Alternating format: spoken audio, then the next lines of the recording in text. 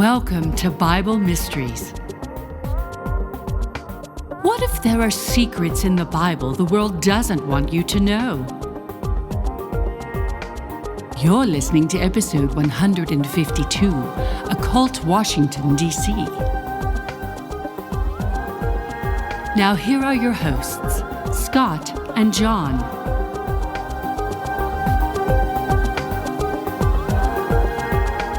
Hello and welcome back once again to Bible Mysteries Podcast. I'm Scott Mitchell. I'm John Potts, and this is the show that talks about things in the Bible the world doesn't want you to know. Well, we're talking about the world not wanting us to know stuff. It seems like more and more, John, current events are happening where they're covering the truth.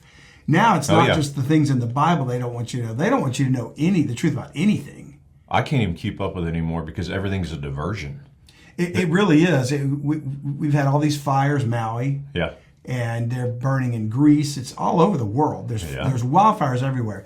And a lot of them are being started by arsonists. Yeah. And it wouldn't surprise me one bit if they're being paid to do it by climate change goons. Well, that's what they said, right? It was a heat or a fire hurricane. I've never heard of a fire hurricane. Yeah.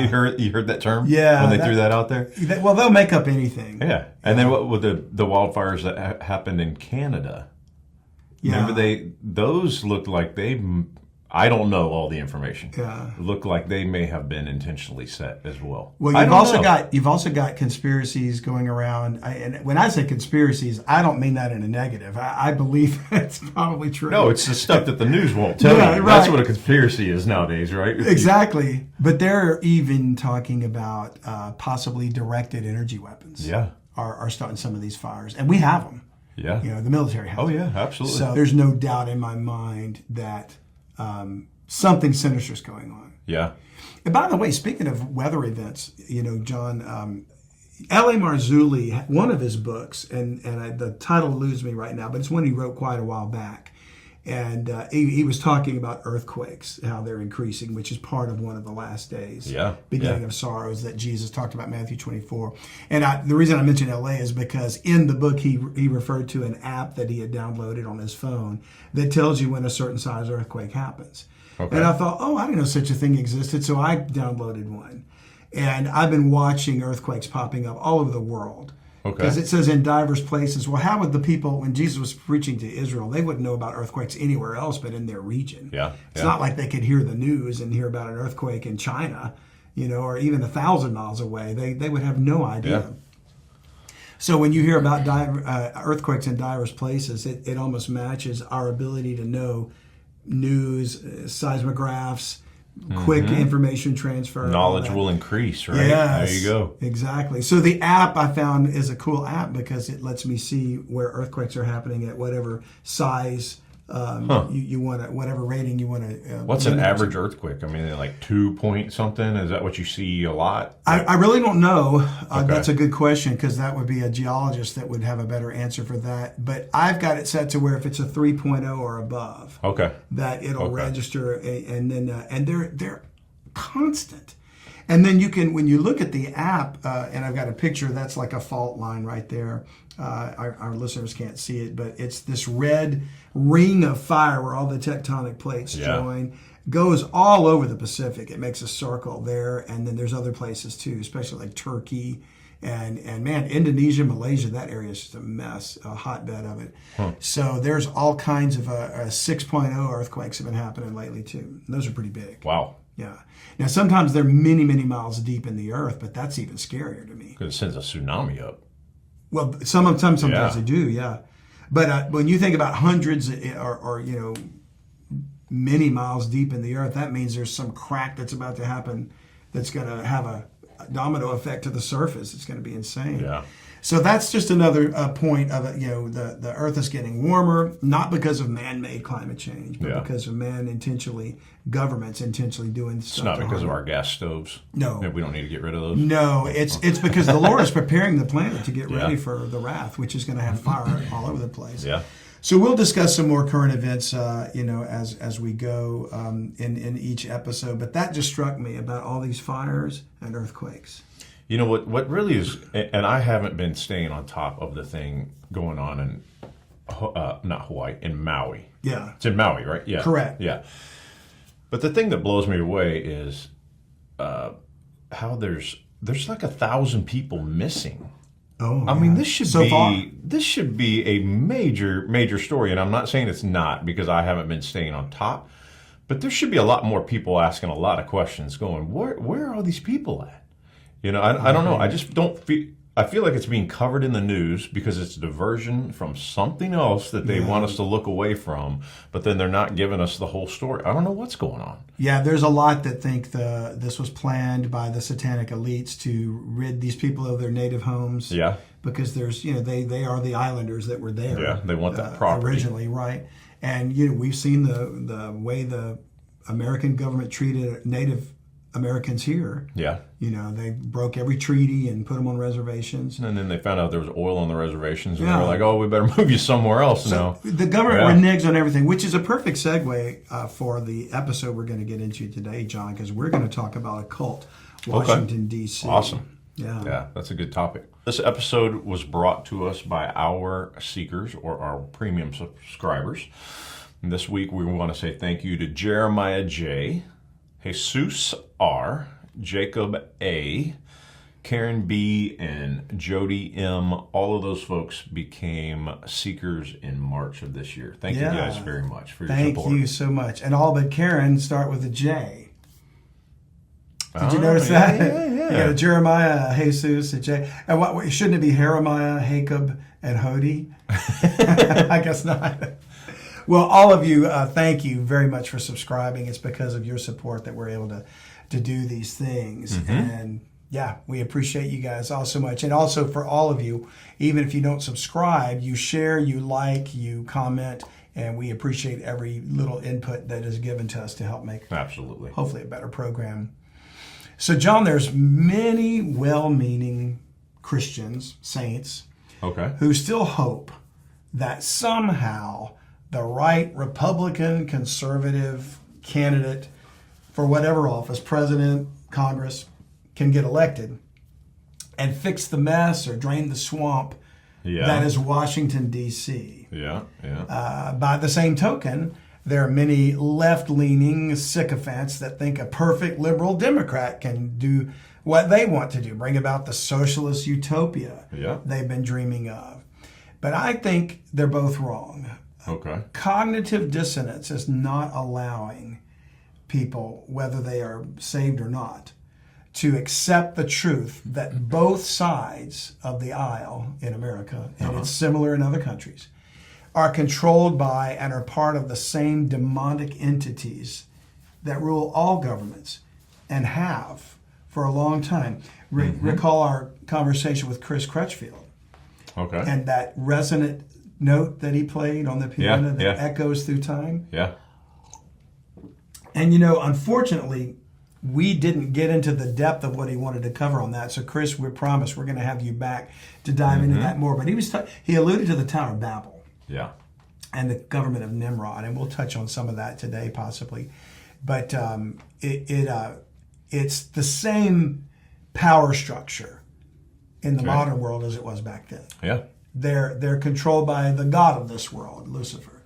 And it's time to face the truth and look to the scriptures to learn that there is an unseen hand that pulls the strings of every government. We're going to focus on the government of this country, America, which is based in the District of Columbia, or Devil Central, as I like to call it. Devil Central, DC, And those powers that be, they do not reveal themselves. These unseen hands, until the very end they will, but right now, their puppets are out there and they're being manipulated, and particularly this current president who, as far as I'm concerned, is as evil as the day is long. Well, that's the most, from what I've seen out of any politician or public figure, Joe Biden is the most blatantly controlled person I've seen so far. It's almost like, you almost want to feel bad for the guy. He's almost completely out of it. He turns around and goes to shake hands with people that aren't there. But anyways, my point is not to dog Joe Biden. Because that's an easy target. He's just, it's like now they're just throwing people out there and going, look, we control everything. I mean, it's obvious that they're pulling his and they're string. showing it. Yeah, they're boasting. It's not like they're putting like Obama. They put Obama out there. He was charismatic. He was a great speaker. It looked like he was in control, even though we know someone was pulling his strings. Absolutely. Joe Biden looks like a hand puppet.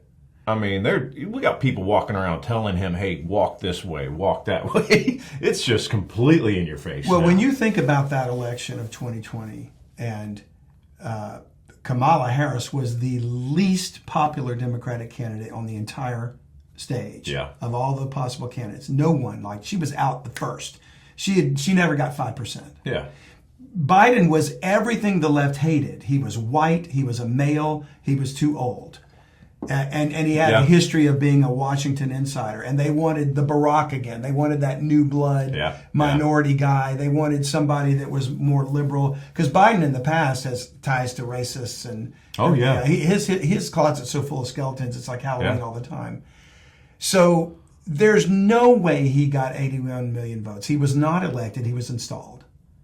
I believe that too. I do too. He was installed. Well, I think the math just doesn't even add up. When you add up the 81 million that they're saying he got, and then I can't remember what Trump got. It was like 74 or something. Yeah. When you add those two totals together, there wasn't even that many people registered to vote. Exactly. So it was like the math was impossible. So the whole thing is a lie. Yeah. And we want to blame the system. We want to say we can fix it. We can get the right guy in or whatever. There is not a political solution, folks. Yeah. At the risk of sounding repetitive, I cannot emphasize enough that the entire political system of the world, regardless of the type of government, and including academia, the arts, media, culture, and the sciences, all of it is designed to distract us from the reality of the spiritual battle taking place. Yeah. So we repeat it all the time, but I'm going to do it again today. Ephesians chapter 6, verse 12. I'm beginning to fully comprehend the depth of the meaning of this. When Paul wrote in verse 12, for we wrestle not against flesh and blood.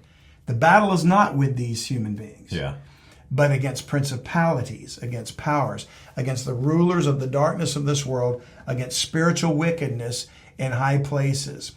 So since we're Bible mysteries, John, we don't have the expertise even or the resources to go investigate Washington, D.C., where we could literally look at the very architecture and design of the city and the buildings. And you can see the occult influence and the satanic symbolism and the pagan architecture. Do you remember the movie Ghostbusters? Yeah, of course. There was a scene in there when the heroine of the film was Sigourney Weaver. Yeah. And these entities basically possessed her. I remember that. And then the Ghostbusters were trying to explain that the building was like a lightning rod for demonic activity, the way it was designed. Yeah. And Dan Aykroyd's character says, your girlfriend lives in the corner penthouse of Spook Central. Which to me is true of Washington. It was designed to concentrate demonic energy into that city. So when Christians say, we need to elect good Christian men and women to go to Washington, no, you don't. They need to get out of Babylon and come out from them and be ye separate and touch not the unclean thing. And I'm not saying there aren't well-meaning people there. I realize there's some believers there, but they are really not. I mean, why would you want to go into the belly of the beast? And incidentally, that's the title of a movie that covers this in depth that we're going to give a link to. I think most Christians nowadays who feel that way, and I think that's a lot of conservative Christian people. We got to get good people into Washington, D.C. We got to get a president in there that's got good Christian values. When you say something like that, get out, they feel like you're saying, hey, let's wave the white flag. Let's retreat out of the devil's city. And he already has I get that, right? They're torn inside by that, but it's all been written, right? We know what's going to happen. It has. So what we can do, since we're Bible mysteries, is we're going to look at the scriptures to point to justify the statement that I'm making. Yeah. And I can't pick out. We could talk about the Washington Monument. We could talk about the rotunda of the Capitol building and the apotheosis of George Washington, the literal deification of him as a god in a painting in the Capitol building. But all that was covered in an excellent movie we'll discuss later, and I'll have a link for you to go watch that. I'd hopefully want to get one of those producers or directors on the show coming up soon. Oh, cool. And do an interview with them. So we're going to focus on the scriptural things that relate to this and the history behind it. Not about Washington per se, but the spiritual entities that control it. Okay. So John, let's go to Daniel chapter 10. Okay. Because in the book of Daniel, we get a rare glimpse behind the scenes of the spiritual realm. It's that dimension of heavenly places where the real battle is taking place. We learn that an entity called the Prince of Persia, who is probably a fallen angel, battles with Michael and other angels of God. And so we read in verse 12, then he said he unto me, and this is an angel speaking to Daniel, fear not, Daniel, for from the first day that thou didst set thine heart to understand and to chasten thyself before thy God, thy words were heard. Through prayer and supplication, Daniel's prayer was heard in heaven. And he says, and I am come for thy words. But the prince of the kingdom of Persia withstood me 21 days. But lo, Michael, one of the chief princes, came to help me, and I remained there with the kings of Persia. Now, that's an interesting passage, John. The prince of the kingdom of Persia. Now, there's no man, an earthly king or prince, that would be able to hold back an angel of God. Which angel is this that's speaking? It's probably Gabriel. Okay. I don't think he's named in the chapter, but he's named in later. Okay. And so it's probably he was being withheld by the Prince of Persia, and then Michael had to come give him backup because obviously this is a pretty good battle that was lasting 21 days. Exactly. And other kings were there. So it tells me that at the time this was happening, in Daniel's actual lifetime, Persia was the empire that controlled the world. Okay. King Nebuchadnezzar and Babylon had conquered Israel and carried them captive, and that was the first empire that's listed in Scripture anyway, as a prophetic pattern. And then Babylon was conquered by Persia, Persia by Greece, and Greece by Rome. Okay. And then today we are living in the revised Roman Empire. So that's my opinion. So the prince of the kingdom of Persia fighting against an angel of God would have had to have been another angel with similar technology. So those kingdoms that you just mentioned, sorry if I'm getting a little off track here, it almost sounds like it's just the same kingdom, just in a different location.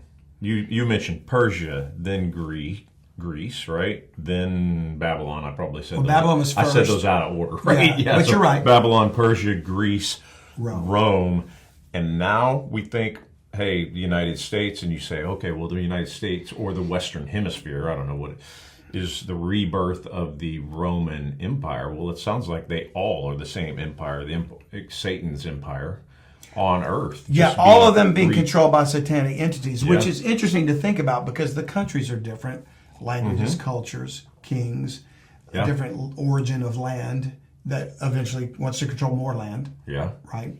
And culminating in the Roman Empire, which was the largest of them, as I understand it, historically. But in all of that, a satanic entity behind each one. Yeah.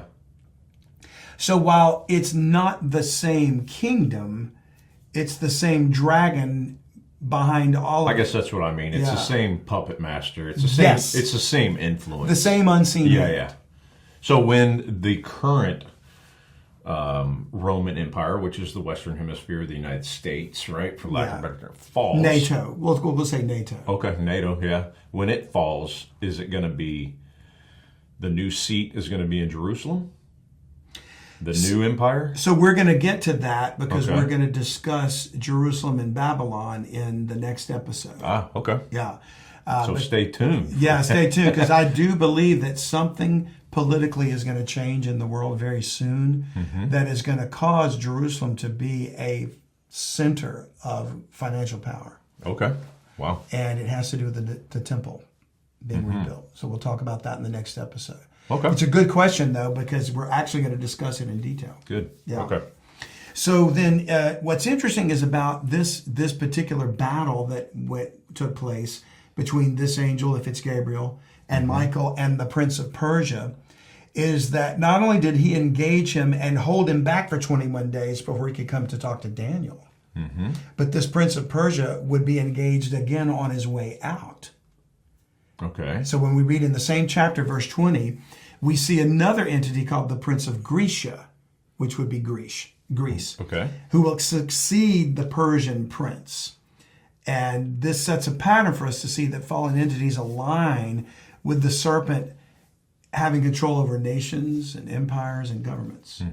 Because we read in verse 20, then said he, the same angel talking to Daniel, knowest thou wherefore I come unto thee? And now I will return to fight with the prince of Persia. Okay. And now he's got to get out of enemy lines. Okay. He broke through enemy lines to get to Daniel. Now he's leaving. And when I'm gone forth, lo, the prince of Grecia shall come. And it's interesting to note that the Greek Empire under Alexander of Macedonia conquered Persia.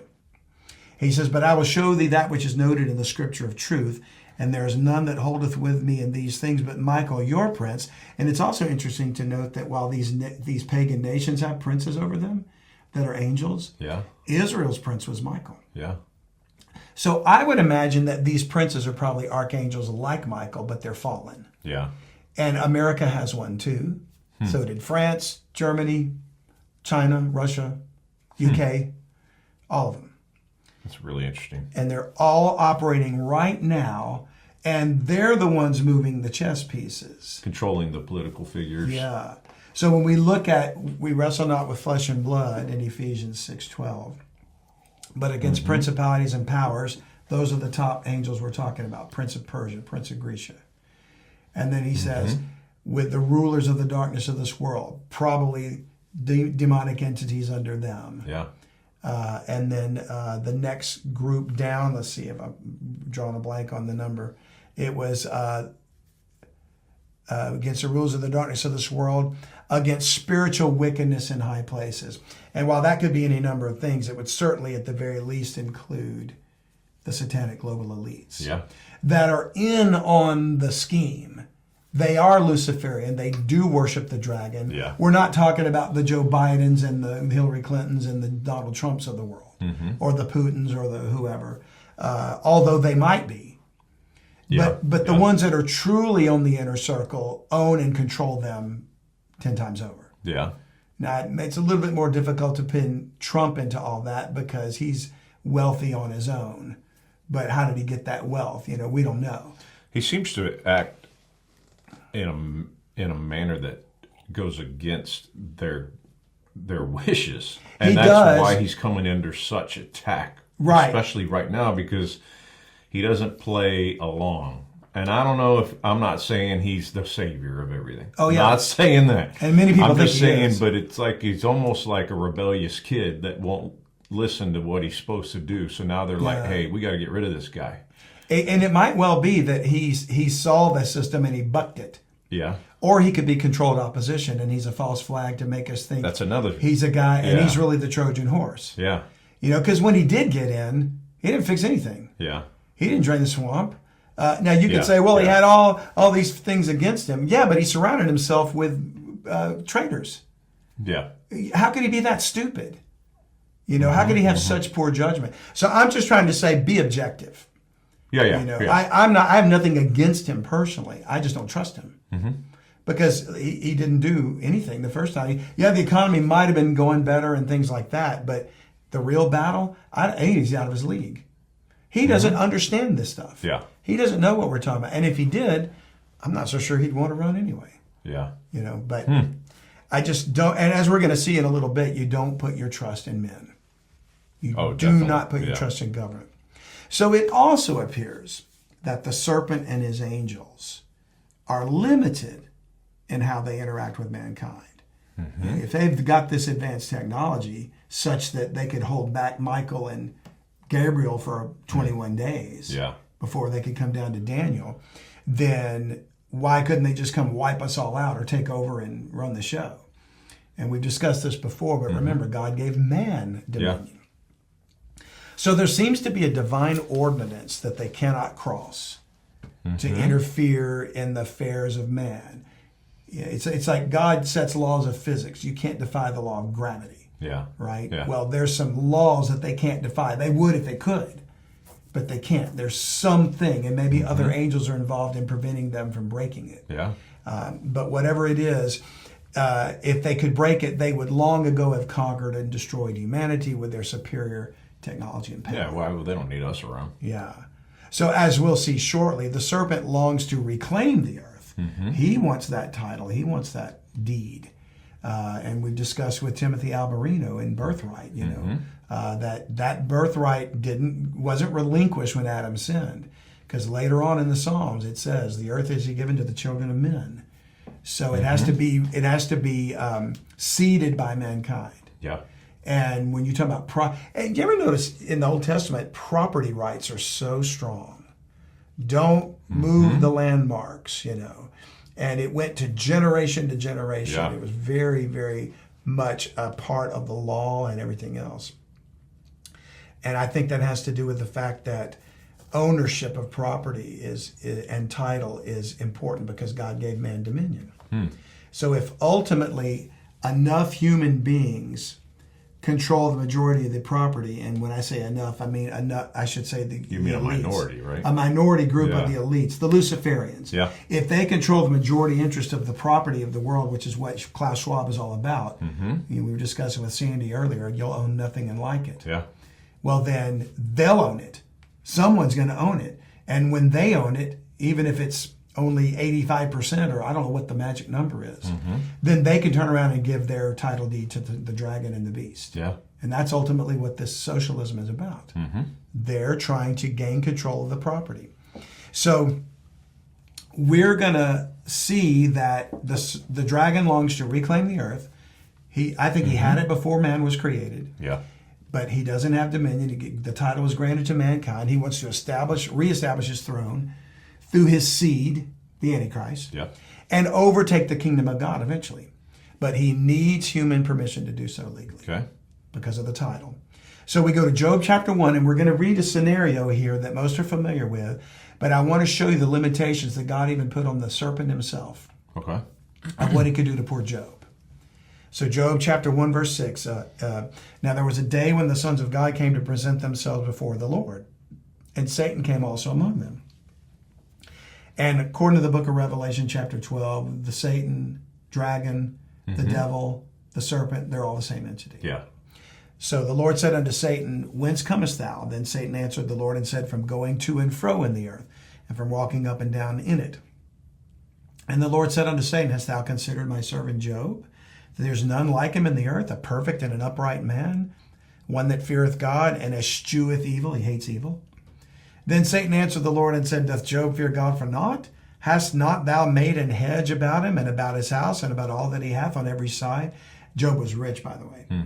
Yeah. And thou hast blessed the work of his hands, and his substance is increased in the land. But put forth thine hand now and touch all that he hath, and he will curse thee to thy face. So notice Satan is saying to God, you touch him, and he'll curse you. Yeah. And so the Lord answers and said, Behold, all that he hath is in thy power.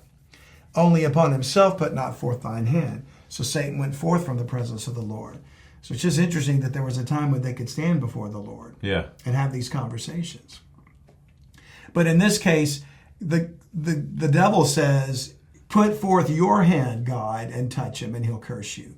And God, here's how God does that. He says, okay, you may do it. I'm giving you permission now to touch anything but his body. And look what he does. There was a day when his sons and his daughters were eating and drinking wine in their eldest brother's house. And there came a messenger unto Job, because Job had sons and daughters. Okay. And said, the oxen were plowing and the asses feeding beside them, and the Sabians fell upon them. An army of marauding bands of some country. So the devil had control of men. And took them away. Yea, they've slain the servants with the edge of the sword, and only I am escaped alone to tell thee. While he was yet speaking, and first of all, this horrible news. Before he even finished, there came also another servant and said, the fire of God is fallen from heaven and hath burned up the sheep and the servants. Is that a directed energy weapon? You know? Yeah. It sounds like Satan has control of weather or energy devices to burn things up. Or some device that has power. Which our government, as we're going to see, has control of. Yeah. The fire hath burned up the sheep, the servants, and consumed them, and I only am escaped alone to tell thee. And while he was yet speaking, there came also another and said, the Chaldeans, another government, which ultimately became the Babylonians. Okay. The Chaldeans made out 3 bands and fell upon the camels and have carried them away, yea, and slain the servants with the edge of the sword. And I only am escaped alone to tell thee. While he was yet speaking, so that's the 4th calamity. There came also another and said, thy sons and thy daughters were eating, drinking wine in their eldest brother's house. And behold, there came a great wind from the wilderness. Hurricane. Weather, huh? Yeah, weather. And smote the 4 corners of the house, and it fell upon the young men, and they are dead. And I only am escaped alone to tell thee. So we see Satan having control of evil men, of energy weapons or fire from heaven. Yeah. Probably advanced technology. Governments of the Chaldeans, bands of armies. Yeah, yeah. And then finally the wind, weather. It is my contention that all these things are controlled in Washington as well. Yeah. Somehow they can control weather and manipulate it through HARP. Maybe directed energy weapons are involved in that too. And it's just a picture of what was going on. But notice in every instance the devil was behind all this, but he was using man or natural type functions. I'm not sure what the fire of God is. It could have been lightning, but it could have been a directed energy weapon. And then notice it says, then Job arose and rent his mantle and shaved his head and fell down upon the ground and worshipped and said, naked came I out of my mother's womb, and naked shall I return thither. The Lord gave, and the Lord hath taken away. Blessed be the name of the Lord. And in all this Job sinned not, nor charged God foolishly. So the devil lost the battle, the wager. Mm-hmm. He had said, do this, and God, he'll curse you to his face. And of course, we know later on he was allowed to afflict him with boils. And so the devil was given permission over plagues, disease, pandemics. Now we're going to be banned again from YouTube just because I said the word pandemic.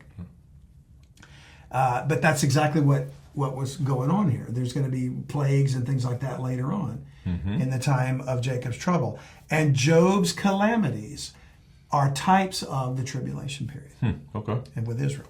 So as we stated before, along with many other theologians and Bible experts before us, the great seed war began after the fall of mankind in the Garden of Eden. Yeah.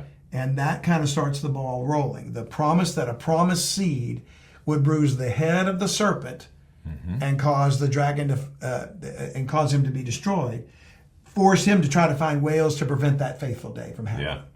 So Genesis 3:15 says, and I will put enmity between thee and the woman, and between thy seed and her seed. It shall bruise thy head, and thou shalt bruise his heel.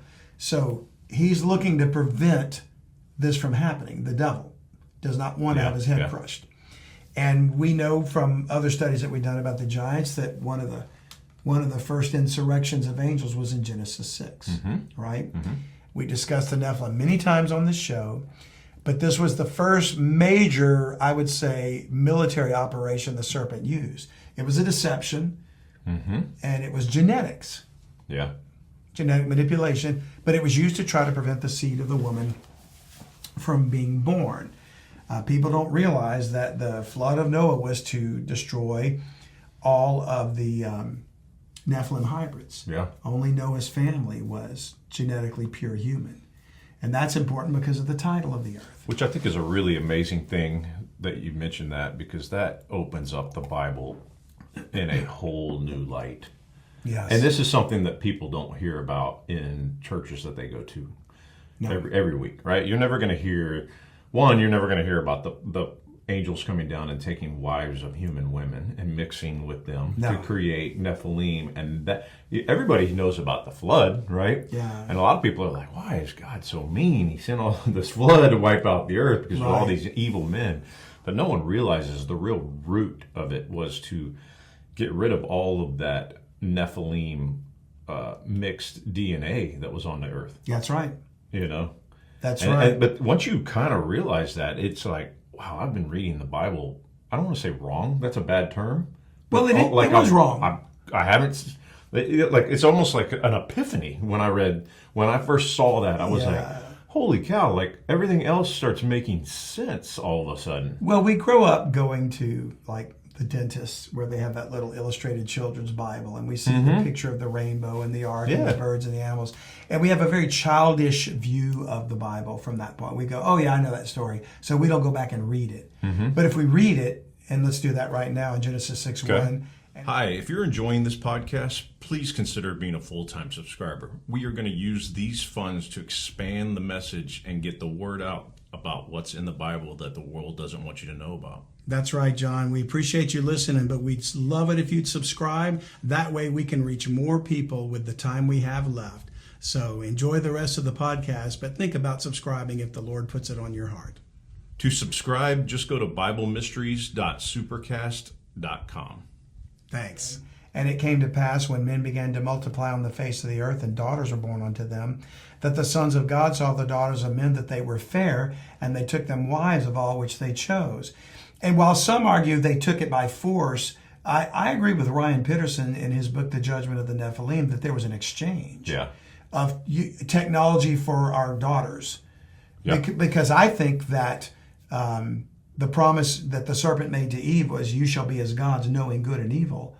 That was the first pattern of what Satan would continue to repeat as a tactic. The offer of advanced technology or knowledge to man in exchange for the birthright of the planet. And in this case, he was going to use the angels that took the daughters to procreate and have children. Notice it says, and the Lord said, my spirit shall not always strive with man, for that he also is flesh, yet his days shall be 120 years. There were giants in the earth in those days, and also after that. When the sons of God came in unto the daughters of men, and they bare children to them, the same became mighty men which were of old, men of renown. And it just so happens that this event coincided with an explosion in technology amongst humanity. So we have to look at patterns. Everything in the Bible is a type of something. Okay. And since we know Ecclesiastes says there's nothing new under the sun, it's talking about we're seeing a repeat of what was done before. Okay. So it gets back to Chris Crutchfield's resonant note. It's just an echo. It's just a repeat of what was done before. The flood of Noah, like you said, John, was God's wrath to rid the earth of these hybrid monsters who ruled and oppressed mankind because they gave their daughters to be wives to the fallen angels. It didn't take long after the flood for mankind to turn back to the fallen angels and reach out to them again for this knowledge and this technology, which I contend was the motivation behind the Tower of Babel. Okay. So some that are listening to this are probably thinking, what does it have to do with Washington, D.C.? Well, we're setting the stage to bring Babel into the picture because that's what Washington is based on, Babylon. I'm not telling you that Washington is Mystery Babylon. It's certainly one of the daughters of the great harlot. Yeah. But it's looking to Babylon where all this stuff began, and they're just repeating it. They're just continuing the pattern. So we see Babel rise again in the end times. And like I said, there's nothing new under the sun. So let's look at Babylon just for a brief moment in Genesis 11. In verse 1, it says, and the whole earth was of one language and of one speech. And it came to pass as they journeyed from the east that they found a plain in the land of Shinar. And they dwelt there, and they said one to another. And by the way, Shinar would be what we would call a rock today. Okay. But it became the foundation or the region that was controlled by Babylon. Okay. So they said one to another, go to, let us make brick and burn them thoroughly. And they had brick for stone, and slime had they for mortar. And they said, go to, let us build us a city and a tower, whose top may reach unto heaven. And let us make us a name, lest we be scattered abroad upon the face of the whole earth. And I don't think it was just, let's build a tall ziggurat. Yeah. They were reaching up to the fallen angels. They were trying to say, come down, our daughters are ready for you. Take them for wives, give us the knowledge.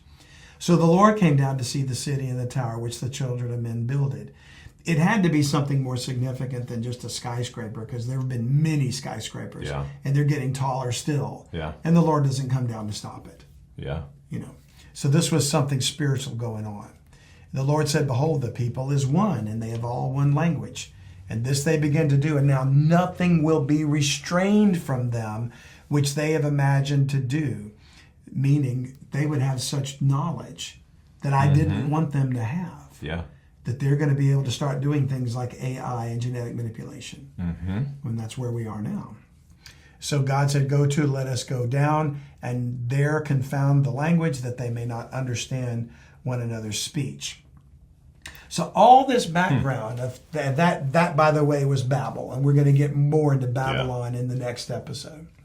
But this background sets the stage for a statement that the serpent made to Jesus Christ himself when he was tempted after fasting 40 days in the wilderness. Okay. And he didn't, Christ didn't rebuke him for lying to him in the statement that he made. So it must be true. And let's read the statement in Luke chapter 4. It says in verse 5, and the devil, taking him up into an high mountain, showed him all the kingdoms of the world in a moment of time. And the devil said unto him, all this power will I give thee, and the glory of them, for that is delivered unto me, and to whomsoever I will I give it. If thou therefore wilt worship me, all shall be thine. And Jesus answered and said unto him, get thee behind me, Satan. For it is written, thou shalt worship the Lord thy God, and him only shalt thou serve. So of course he rejected the offer. The rebuke was for the offer. But the statement was, all the power that he showed him, the kingdoms of the world, is delivered unto me. Who delivered it? Mankind. To him? Absolutely. Is this post crucifixion? No, this before he even began his ministry. Okay. This was the 40 days he fasted before he began to call the 12. Gotcha. Okay. Right. And so the point is, he was trying to see, hey, why don't you give up this whole thing about being the king of the earth and the Messiah, and just worship me, and I'll give you all the power you want. Jesus was content to wait for the kingdom of heaven. Yeah. And so it is my contention that Washington, D.C. is just the latest manifestation of the Roman Empire, like I said, the revised Roman Empire, which was in power when Satan made the statement. Right? When he was there in the wilderness, the Roman Empire was in power. They worshipped Saturn. They worshipped the gods, the pantheon of gods, and they worshipped Caesar. He was revered as a god, which is a type of the Antichrist, just as men revere politicians and heroes in our history. I remember we made a few comments about statues and whatever, and like you said something about Sam Houston, and we got some comments from people saying, oh, we're honoring the people from the past. It's not idolatry. It is. With an 80-foot statue? Yeah. When you are going to try to force the Bible to fit your thinking. Yeah. And God said not to make any graven image under the law, Well, and I'm not talking about like the tomb of the unknown soldier or something like that. Yeah. That's clearly meant to recognize the service of military veterans. And incidentally, like if you think about the statue of Iwo Jima, which are the GIs pushing the flag up on the island, you're not deifying those GIs. I mean, I don't know that you could tell. Well, there's one, you don't even know who those guys are. Yeah, exactly. That's a different thing. We're not saying it's not right to honor those who've served and things like that. Yeah. But when you see Lincoln sitting on a throne with fascists on the sides of his hands. Yeah. Or you see the Washington Monument is literally a phallic symbol from Egypt. Yeah. And all that kind of stuff. Don't tell me that the intention of there was to memorialize the good these men have done. This is planned by Satan to point everything back to Babylon. Yeah. So for those of you that got upset about that, sorry, not sorry. Because we're not saying that Sam Houston was a bad guy. But when you create an 80-foot statue to honor somebody, and for all we know, he was probably a Mason, and I've not looked into it. I haven't looked at that either. That's an interesting point. Yeah. Because men don't get to be renowned without doing something that the elites want done. So back to the Washington Monument. Yeah. And I know you probably know this, but isn't it interesting how it's 55 and a half feet wide at the base on all four sides. 55 and a half feet is 666 inches, from what I understand. Yep. Yeah, all the geometry is discussed in the Belly of the Beast movie. Does it cover all that? Oh yeah, they get some experts in there. It's really good. It's called Fourth Watch Productions, And I'll have a link for it. Okay, I might have to watch that tonight. It's good. It's really good. I started reading a little bit because I knew we were going to do this episode, and I saw stuff about the Pentagon. You know, the shape of the Pentagon is the exact what the center of a pentagram is. Yeah. And I'm going, wow. There's a reason it's called the Pentagon, you know. So, you know, just as Caesar was revered as a god, so do men revere politicians and heroes in our history, refusing to withdraw their consent to be governed by a satanic elite class that designed D.C., like I said, to be like a lightning rod of demonic activity. This is not a swamp to be drained. By the way, there's a lightning rod on top of the Washington Monument. That's true. It's not a swamp. It's a den of iniquity. Yeah. It is a temple of demons, and it hides and houses the most sinister evils being perpetrated upon mankind. So, like I said, it's beyond the scope of Bible mysteries to do a deep dive and research the occult symbolism and the architecture and design of Washington, D.C. But I highly recommend you watch Belly of the Beast from Fourth Watch Films to learn more on this, and we'll put the link. Does it go into the Smithsonian as well? No, I don't think so, but I could maybe I'm not recalling that. But we know there's enough lies about the Smithsonian from the Blurry Creatures. I'm really interested about the Smithsonian because they say that they have tons of all the giant skeletons. And it's like, why, you know, if a giant from Genesis 6, right, there's giants in the world, I'm obviously misquoting it, right, and then they find a skeleton, supposedly here comes the Smithsonian people. And the bones are gone. They're gone, right? Don't you love their T-shirt that says the Smithsonian has the bones? That's Is that Blurry Creatures? Yeah. Okay. I didn't know they made that up. They may not be the first one, but that's where I saw it, so. Yeah. And it's interesting, like you said, where is the Smithsonian? Where is the Smithsonian? It's in D.C. Yeah. So Washington is the embodiment of Ephesians 6:12, in my opinion. Okay. And so is London, so is Paris, so is Berlin, so is Moscow, Beijing. You know, the rulers of the darkness of this world and the spiritual wickedness in high places are likely referring to the human proxies and the satanic global elites, or Luciferians, who control and manipulate governments, banking systems, deep state entities behind the scenes that are working. And I'm telling you, I am convinced, not just because of our discussion with Timothy Alberino, but because of everything I'm seeing coming out now about disclosure and UFOs and everything, is the government's been working in cooperation with these entities. Yeah. For a long time, they've known about them. Yeah. At least since at the end of World War II. Mm-hmm. As far as cooperation, deep underground military bases, abduction phenomenon, all of that.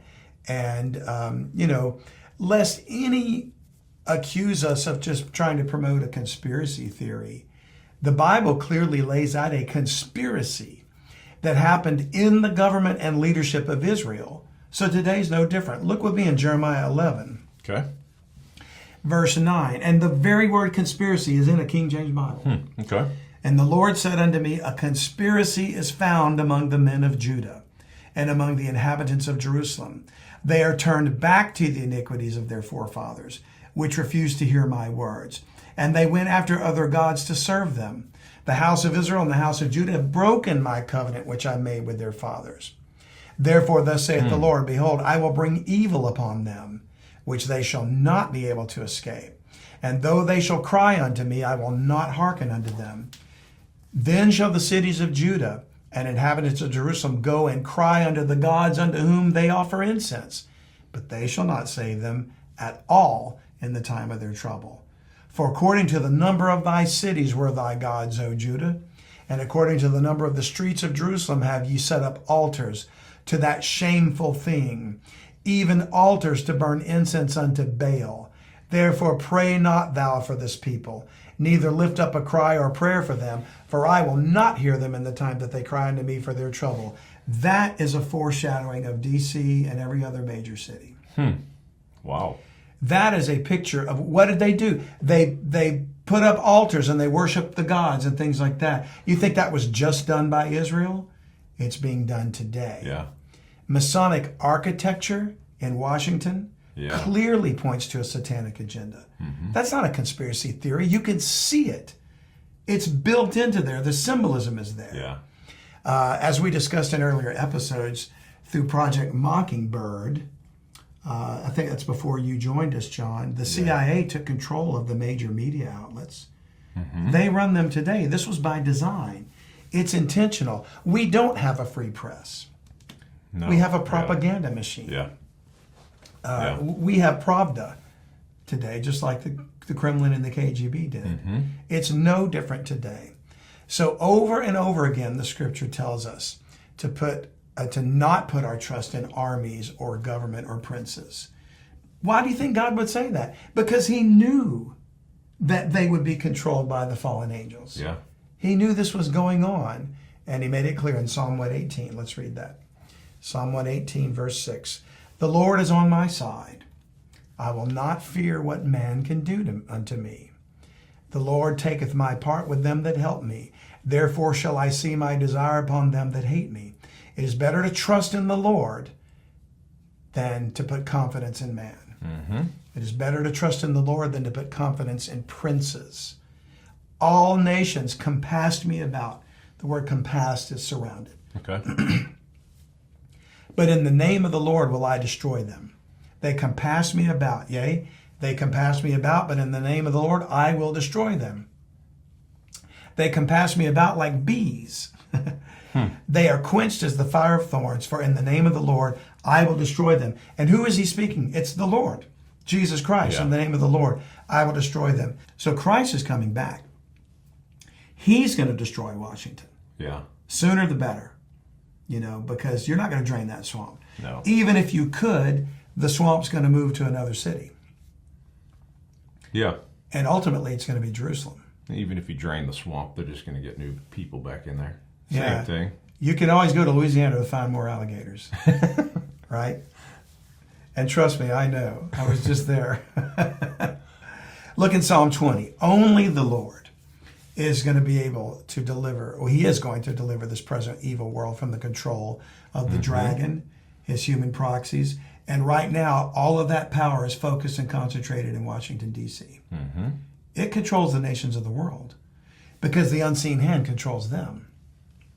And we're back to talking about the Prince of Grecia, the Prince of Persia, the Prince of NATO, whoever that might be. Mm-hmm. So in Psalm 20, verse 6, we read, Now know I that the Lord saveth the anointed, his anointed. He will hear him from his holy heaven with the saving strength of his right hand. Some trust in chariots and some in horses. That's like saying armies. Yeah. Oh, we got the greatest military in the world. I hear people say that all the time. Compared to 20 years ago, it's been eviscerated. Yeah. It's been emasculated. Yeah. And we're giving all our weapons to Ukraine for them to botch in this ridiculous proxy war that's being fought over there. It's another thing I could get into. Recruitment is, like you said, is way down with our military. Yeah. And I don't know that I'm going to just make a bold statement here. I don't know that the 20-year-olds of 2023 are anywhere cut from the same cloth as the 20-year-olds of 1940s. Not even close. Not even close. That was the great generation. Yeah, when those guys went to war, they were fighting. I don't know what we would see out of, and I'm not trying to dog our young people, but let's just face the truth. It's become soft.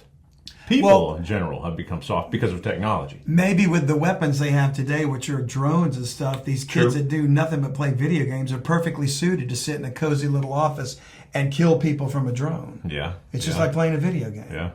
And no telling what sinister weapons they're coming up with next. Yeah. Pretty soon it's going to be robotic soldiers. Mm-hmm. Probably for the same reason, because we got non-men males. Mm-hmm. A whole generation of them growing up here. And I'm not picking on every 20-year-old. But I get that phrase, by the way, from Laura Schlesinger, Dr. Laura Schlesinger, who's a psychiatrist. She called men that wouldn't... Non-men males? Non-men males. They wouldn't be husbands to their wives, or they would beat them, or they would leave them and commit adultery and run out and not pay child support. They're non-men males. Yeah. They might have baby mamas all over the place and kids everywhere, but they're not fathers. Yeah. And they're not men. And you ask anybody that comes from a harsh environment like that, inner city type, whatever, that grew up and got out of it, they'll say the same thing. Yeah. They're not men. I don't know what they are, but they're not men. They might be male, they might be able to procreate, but they're not men. So take that. Some trust in chariots and some in horses, but we will remember the name of the Lord our God. They are brought down and fallen, but we are risen and stand upright. Save, Lord, let the King hear us when we call. And of course, he's referring to King Jesus Christ. Okay. So bottom line is, if you think your military and your weapons are going to save you, you are sadly mistaken. Yeah. And for the same token, by the way, there's a lot of well-meaning preppers out there that are, storing up ammo and things like that. Same falls for you. Do you think all your ammo and your AR-15s are going to stop a directed energy weapon from incinerating your house with you in it? No way. Yeah, from a distance. Or a drone coming to drop a bomb on you, even if you have a bunker. You need to put your trust in the Lord. I'm not saying don't protect your family and your house. Yeah. And I do the same thing. But I don't put my trust in that. I'm looking to get out of here. Oh, yeah. It's not a white flag. We're not saying we're giving up. We're just saying, come quickly, Lord Jesus. Yeah. Because he didn't call you to fight a physical battle in flesh and blood. He called us to fight against spiritual wickedness in high places. And how do we do that? With the Word of God. You want to change things? Preach the cross. That's the weapon of our warfare. Now, to who the people that are preppers, though, right? And I kind of throw myself in that same camp. But again, it's not because I think I'm going to take on the government. Yeah. Right? It's because I don't know how bad it truly may become, right? Absolutely. So I prepare in the fact of, I have extra food around my house, and I have water filters, and I have water, and that's I have all good. I'm not saying there's anything wrong with it. And I do have home protection.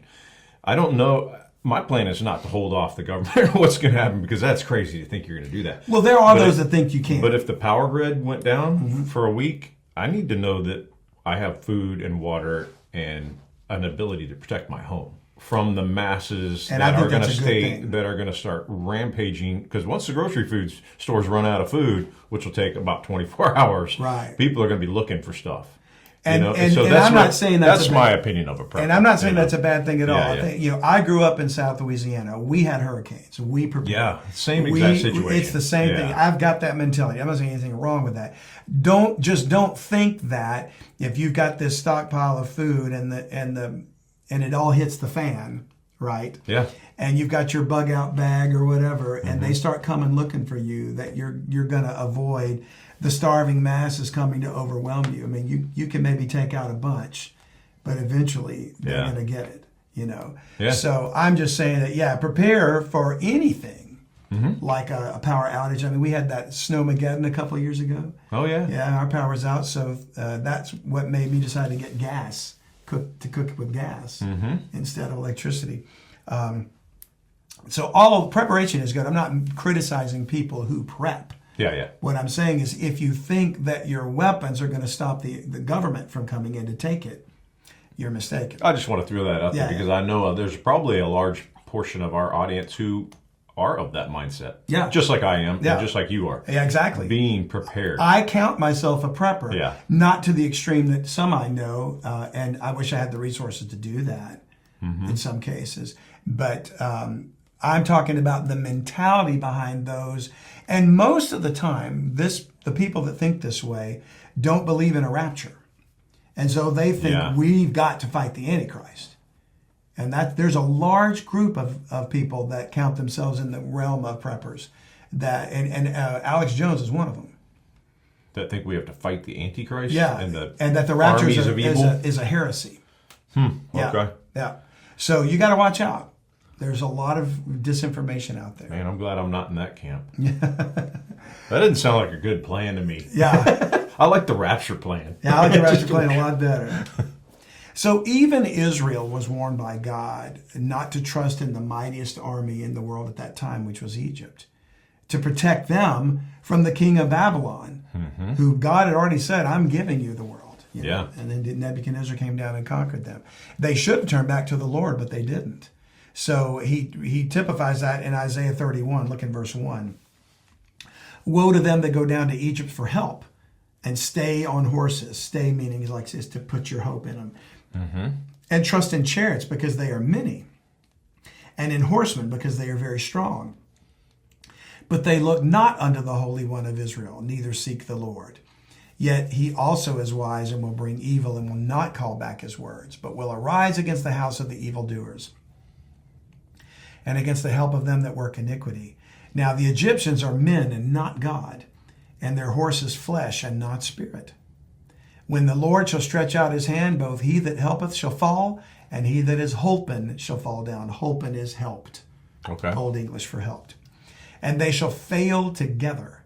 For thus hath the Lord spoken unto me, like as the lion and the young lion roaring on his prey, when a multitude of shepherds is called forth against him, he will not be afraid of their voice, nor abase himself for the noise of them. So shall the Lord of hosts come down to fight for Mount Zion and for the hill thereof. And that's a picture of the return of Jesus Christ. As birds flying, so will the Lord of hosts defend Jerusalem. Defending also, he will deliver it, and passing over, he will preserve it. So you even see a picture that God warned Israel, don't put your trust in armies to deliver you. Yeah. It's not going to happen. So I'm just trying to get people to understand that our governments are controlled by the God of this world. Washington is not going to protect you. Yeah. And if it turns out that they poke the bear too much and Putin decides to launch nuclear weapons, all hell's going to break loose. And they're pushing him. By the way, did you see what happened to the guy that decided to rise up against Putin? Yep. Plane crash. Mysteriously had a plane crash. He did. Some mystery. Yep. Now, just as there was a prince of Persia and a prince of Grecia, so was there a prince of the Roman Empire. Okay. Right? A fallen angel. As far as I can tell, this prince still continues to control nations today in the revised Roman Empire. It may not be the same entity. There could be, because for a while there it was the Byzantine Empire, and then it was the Holy Roman Church controlled most of the world. Okay. And then the Spanish Empire, the French Empire, the UK. Remember, the sun never set on the British Empire. Germany had a shot and tried the Third Reich. Yeah. And incidentally, they cooperated with satanic entities and UFOs. Yeah. That's when that started. And then now America. So ultimately, from all of the revised Roman Empire, the two legs of the image of Nebuchadnezzar, the 10 kings are going to rise, the 10 toes. And they're going to arise to take global control so that there'll be the single world government that Klaus Schwab wants. Yeah. Who I believe is demon-possessed. And it's a return to Babel. So everything about Washington is pointing to Babel. They will give their power to the beast. Washington, D.C. appears to be the final play to establish the kingdom of the beast. So you think that this is the United Nations? Or the United Nations is, and I'm talking about these 10 kings, right? Yeah. Maybe part of the 10 kings is the United Nations. And then you may also have Russia, China, and perhaps a Middle Eastern country. I don't know. It's hard to say because NATO, if they continue on their destruction, if they're the 10 kings, which is Western Europe and America, we're about to be destroyed. Yeah. We're imploding as a nation. We've got the idiot in chief doing the things he's doing, and we're eventually going to just be destroyed, and that's by design. So it may be the Prince of Rome's plan to bring in China and Russia next, or who knows what. So it's hard to say what physical nation we can identify now. It's going to be one of the 10 kings. But it matches that dream of Nebuchadnezzar. So let's read that in Daniel chapter 2, verse 36. Daniel, he has the dream, and so Daniel's giving him what it means. Okay. He says, "This is the dream, and we will tell the interpretation thereof before the king. Thou, O king," this is Nebuchadnezzar of Babylon, "thou, O king, art a king of kings. For the God of heaven hath given thee a kingdom, power, and strength, and glory. And wheresoever the children of men dwell, the beasts of the field and the fowls of the heaven hath he given into thine hand, and hath made thee ruler over them all." And you could say that's true today of America. Yeah. "Thou art this head of gold, and after thee shall arise another kingdom inferior to thee." That was Persia, the silver image. "And another third kingdom of brass." That was Greece, or Grecia, "which shall bear rule over all the earth. And the fourth kingdom shall be strong as iron. For as much as iron breaketh in pieces and subdueth all things, and as iron that breaketh all these shall it break in pieces and bruise. I would argue that the revised Roman Empire of the American hegemony has killed more people than all the other empires combined. With modern weaponry. Constant wars. Yeah. Constant insurrections and like coups and by the CIA and Maidan and Ukraine and everywhere, Syria, Libya. All of that is because they are controlled by the devil. He says, it shall break in pieces and bruise. And whereas thou sawest the feet and toes, part of potter's clay and part of iron, the kingdom shall be divided. But there shall be in it of the strength of the iron, for as much as thou sawest the iron mixed with miry clay.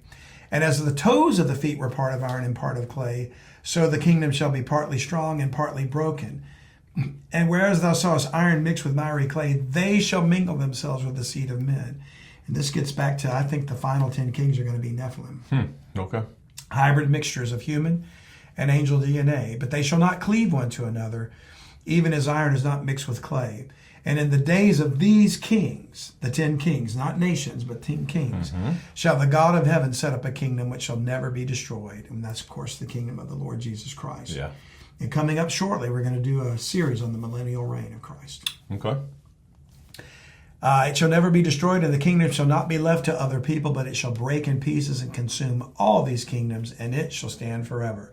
That's why we want to put our trust in the Lord, and not in men and armies and nations. So the good news is they will not succeed. Satan and his human proxies and the satanic global elites in Washington, and all other satanic elites that manipulate humanity behind the scenes are attempting to gain control of enough property on the earth, like I said, to grant the title deed to the serpent.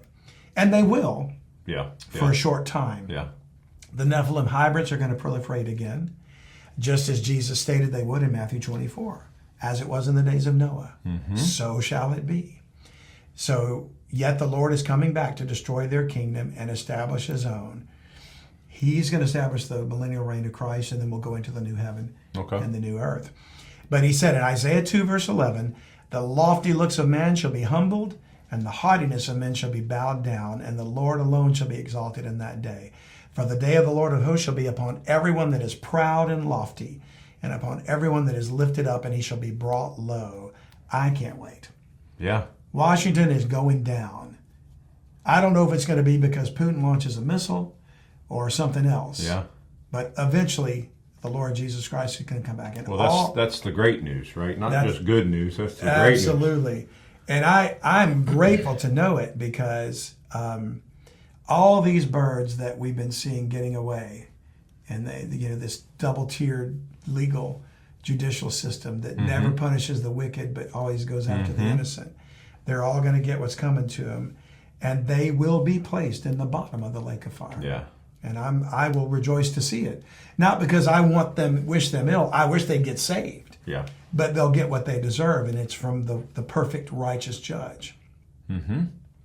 So we long for that.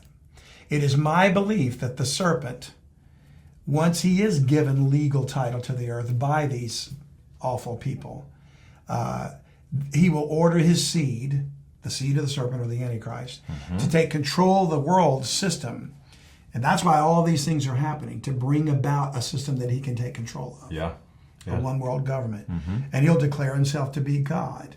And the 10 kings that we just discussed that are going to give their power to the beast, likely these Nephilim hybrids, they will then destroy the great whore, Mystery Babylon, and capture the secret evil of the satanic elites in their own trap. Now, we're going to get into the Mystery Babylon in the next episode. But it's going to be, it's going to have to do with another city. Washington's going to go down. And the focus of the financial sector of the world is going to be, I believe, Jerusalem. You think it's Jerusalem? Huh? So in Psalm 10, verse 1, we read, why standest thou afar off, O Lord? And here we are wondering, when are you going to finally judge these people? When are they going to get their comeuppance? And David wrote the same thing. Why standest thou afar off, O Lord? Why hidest thou thyself in times of trouble? The wicked in his pride doth persecute the poor. Let them be taken in the devices that they have imagined, for the wicked boasteth of his heart's desire, and blesseth the covetous, whom the Lord abhorreth. The wicked, through the pride of his countenance, will not seek after God. God is not in all his thoughts. His ways are always grievous. Thy judgments are far above out of his sight. As for all his enemies, he puffeth at them. He hath said in his heart, I shall not be moved, for I shall never be in adversity. That sounds like the neocons. Yeah. Or the liberals. For his mouth is full of cursing and deceit and fraud. Under his tongue is mischief and vanity. He sitteth in the lurking places of the villages. In the secret places doth he murder the innocent. His eyes are privily set against the poor. He lieth in wait secretly, and is a lion in his den. This is your government, people. This is who they are. He doth catch the poor when he draweth him into his net through a deceptive political system. He croucheth and humbleth himself, that the poor may fall by his strong ones. He hath said in his heart, God hath forgotten. He hideth his face. He will never see it. Well, famous last words, because God is seeing it. Yeah. And he's watching every bit of it. And he's got a plan to come down and take care of it. So we're going to wait and talk about Mystery Babylon next week. But once the mystery system is out of the way, the mystery system that's at work right now, men are going to openly worship the dragon and the beast. And Satan's human proxies don't understand they're being used for this agenda. Yeah. They don't see that they're just as deceived as the people they're deceiving. They don't recognize it. They don't know it. So, Lord willing, next time we're going to talk about Jerusalem versus Babylon. Okay. And see if we can tie a connection between the two. I can't wait to hear about that, because I had always thought it was going to be something, because you're saying Mystery Babylon, you're going to make a case for it being Jerusalem. Yeah. I'd always thought it was going to be like Geneva or someplace like that, where they were going to put like a one world financial system, one world government in place. But of course, I'm just taking wild steps. Yeah. And Geneva's where the World Economic Forum meets, I believe, don't they? And it's also where CERN is, if I'm not mistaken. Yeah, CERN is there. Yeah. My argument would be that when you see the scriptures that point to Jerusalem, it becomes almost irrefutable. Okay. But she's called Mystery Babylon, the mother of harlots. So all the other harlots could be cities like Geneva, London, D.C. Yeah. So they might be the harlots. Yeah, okay. So we'll see if that plays out. But when I say Jerusalem, I'm talking about apostate Jerusalem. Yeah. Not the Jerusalem that was honoring God. That's where they're going to rebuild the temple, and the Antichrist is going to declare himself to be God. So which means it's his headquarters. So it almost has to be then Jerusalem. So, okay, does that make sense then that the other cities would be the harlots? All right, well, we got a lot to talk about next week. We'll have a lot to talk next week. So I'll come back. Till next time. I hope you will, John. I hope you'll come back. And we thank you guys for watching us. We appreciate all that you do to spread the word about Bible Mysteries Podcast, and hope you'll continue to do so. And we just hope it continues to be a blessing to you. So till next time, John, thank you. Yeah, thank you. And don't forget to look up, because our salvation draws near. If you enjoyed this video, please like, share, and subscribe to our channel. To gain access to bonus ad-free content, consider supporting us and becoming a premium podcast subscriber at BibleMysteriesPodcast.com.